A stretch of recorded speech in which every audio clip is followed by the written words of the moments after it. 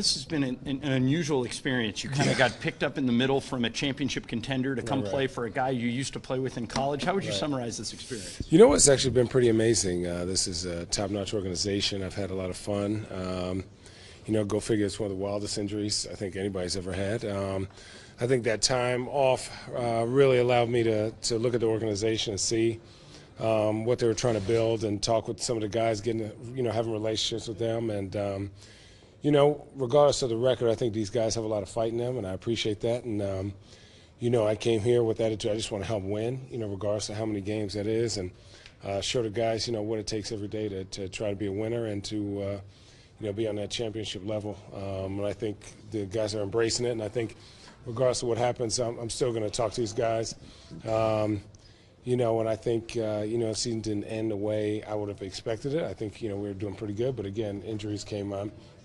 But, dang, I think Lakers fans have a lot to look forward to. These guys are 20, 22, 23.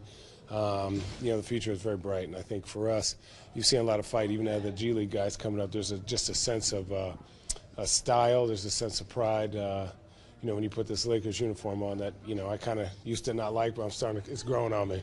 So, you know, I think for me, it's been amazing. It could have been pretty bad, but I think, you know, having Luke here, being honest, you know, I just told him, hey, you know, I just want to come out and play and help you guys, you know, help me, help you. And he put me in good situations and, you know, made sure that I was out there with the right kind of guys. And, you know, I'm happy to be, you know, playing and opportunity to play here. Unusual situation for you in the sense that when the day we traded for you.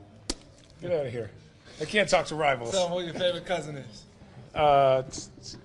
Tobias, get out of here, man. The day you got traded for, I said, are you going to be comfortable yelling at Channing? You said, Channing was a freshman when I was at Arizona, so I've been yelling at him since I met him. Yeah. But he was kidding. What was that like to play for a friend? To be honest, it's not a big deal. It's just business. You know, I'm out here, and I've done this for a long time, and I play for guys that I hate.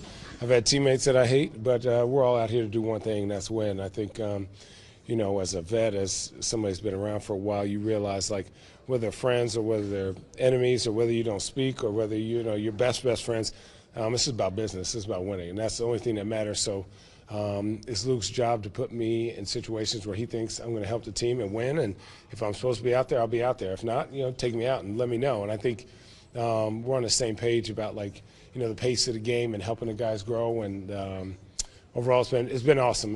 You know, Judd and Jesse and Miles and B. Keefe and everyone. It's been pretty awesome having them and just having an open dialogue with them. And they don't have to yell at me too much, but I think sometimes, you know, they're kind of like, all right, Channy, like, these guys don't understand what you're saying, right? I'm like going over like really extensive things on defense, and they're like, no, just keep it simple. So it's been fun. It's been good, and I'm excited to see, you know, if the opportunity comes about, what happens next year. Do you think LeBron would like playing for Luke?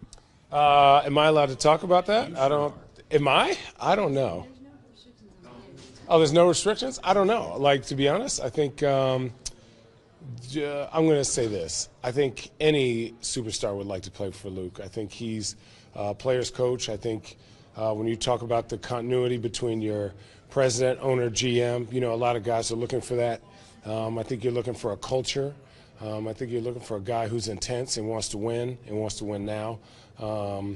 And I think his system is open for learning and growth. And you've seen the growth of these guys this year.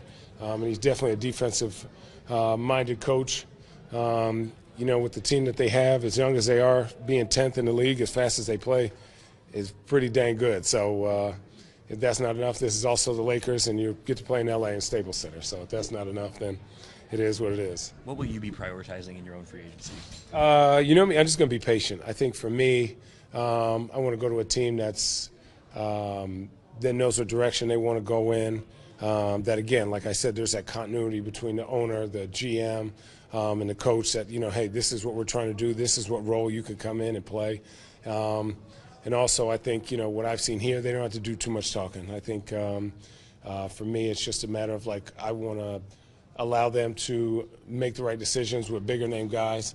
I'm a pretty dang good backup, you know, emergency, break the glass type guy.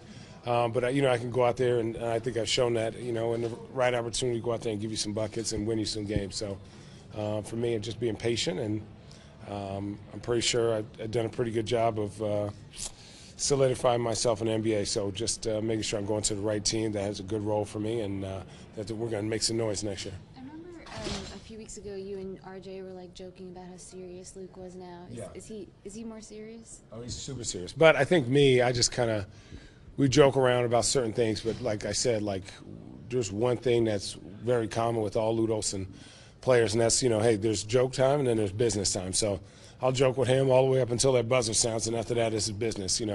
This is his livelihood and mine also, so I'm not trying to take food off his table, and I'm trying to go out here and win and establish myself and be a winner while I wear this Laker uniform. Would you like to be back here in Melo? Yeah, of course. I mean, shit, it's the Lakers. Who wouldn't want to be here?